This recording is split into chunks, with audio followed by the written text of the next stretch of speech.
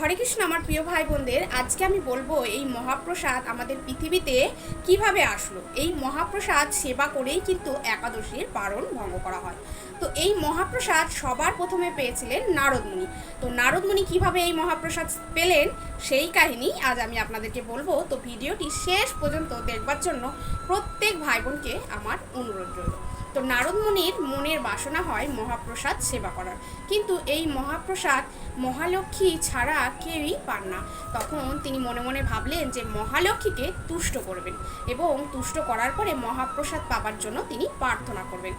সেই ভাবনা অনুযায়ী তিনি মহালক্ষ্মীকে তুষ্ট করার জন্য তপস্যা শুরু করে দিলেন এবং 12 বছর তপস্যা করে মহালক্ষ্মীকে তিনি তুষ্ট করলেন। যখন মহালক্ষ্মী নারদমুনিকে দর্শন দিলেন তখন তিনি বললেন যে আমি তোমার তপস্যায় তুষ্ট হয়েছি, তুমি কি বর চাও আমাকে বলো। নারদ সেই কথা অনুযায়ী উত্তরে বললেন যে আমি প্রভুর মহাপ্রসাদ সেবা করতে চাই। এবার মহালক্ষ্মী তো বিপদে পড়ে গেলেন, তার কারণ নারায়ণের মহাপ্রসাদ মহালক্ষ্মী ছাড়া কেউই পান না। কিন্তু তিনি যেহেতু বলে দিয়েছেন যে বর তিনি দেবেন, তাই তিনি তথাস্তু বলে তার আগে বললেন যে ঠিক আছে, নারায়ণের মহাপ্রসাদ সেবা হয়ে যাওয়ার পরে আমি তোমাকে দেব। এই কথা অনুযায়ী তিনি মহালক্ষ্মী চলে গেলেন। চলে যাওয়ার পরে যখন নারায়ণের মহাপ্রসাদ সেবা করা হয়ে গেল, তারপরে নারদমুনিকে এনে দিলেন এবং নারদমুনি সেই প্রসাদ খেয়ে এতটাই আনন্দিত হলো এবং এতটাই সুস্বাদু ছিল। প্রসাদ সেবা করতে করতে করা হয়ে যাওয়ার পরে নারায়ণ নারায়ণ করতে করতে কৈলাসের দিকে রওনা দিলেন এবং কৈলাসে যাওয়ার পথে মহাদেব যখন নারদমুনিকে এতটা প্রসন্ন দেখলেন, তখন নারদমুনিকে মহাদেব জিজ্ঞেস করলেন, কি ব্যাপার নারদমুনি, আজ তুমি এত প্রসন্ন কেন? দেখেই মনে হচ্ছে তুমি ভীষণ আনন্দিত। তখন নারদমুনি কি করলেন, সবিস্তারে মহাপ্রসাদ সেবা হওয়ার ঘটনাগুলি মহাদেবকে বলতে লাগলেন।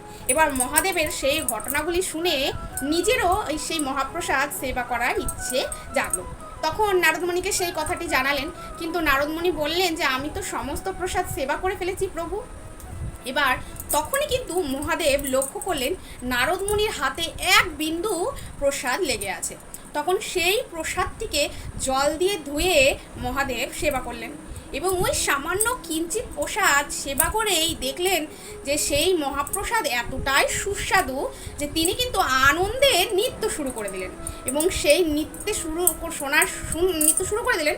সেই নৃত্য শুনে মাতা পার্বতী ছুটে এলেন এবং ছুটে আসার পরে দেখলেন যে মহাদেব আনন্দে প্রচণ্ড পরিমাণ নৃত্য করছেন। তখন মাতা পার্বতী বললেন, কি ব্যাপার প্রভু, আপনি এত আনন্দিত হয়ে নৃত্য করছেন কেন? তখন মহাদেব সমস্ত ঘটনাগুলি মাতা পার্বতীকে বলেন। এবার মাতা পার্বতীরও সেই মহাপ্রসাদ সেবা করার মনের বাসনা হলো। তখন এবার নারদমুনি এবং মহাদেব তো বললেন যে সমস্ত প্রসাদ শেষ, যেহেতু পাবে না। কিন্তু মাতা পার্বতীর প্রচণ্ড পরিমাণ অভিমান হলো মহাদেবের উপর, যে মহাদেবের পত্নী হওয়া সত্ত্বেও তিনি একাই প্রসাদ সেবা করেছেন মাতা পার্বতীকে ছাড়া। তখন তিনি মনে স্থির করলেন যে নারায়ণকে প্রসন্ন করবেন। তিনি নারায়ণের জন্য ধ্যান শুরু করে দিলেন। তখন ধ্যানে তুষ্ট হয়ে নারায়ণ কি করলেন, পার্বতীকে দর্শন দিতে এলেন এবং পার্বতীকে দর্শন দেওয়া মাত্রই জিজ্ঞেস করলেন যে পার্বতী তুমি কি চাও বলো। তখন মাতা পার্বতী বললেন যে প্রভু, আপনি তো সবই জানেন আমার মনের বাসনা, কিন্তু আমার একটা প্রার্থনা আছে। তখন নারায়ণ মুচকি মুচকি হাসলেন, বলল বলো।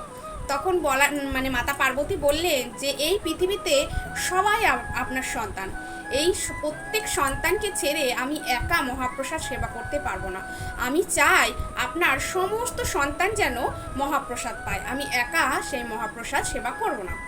তখন নারায়ণ বললেন যে আমি কলিকালে জগন্নাথ হয়ে আমি যখন লীলা করব, সেই মহাপ্রসাদ সর্বপ্রথম তোমাকে দেয়া হবে এবং তারপরে প্রত্যেকটা মানুষকে কাতারে কাতারে সেই মহাপ্রসাদ বিলানো হবে।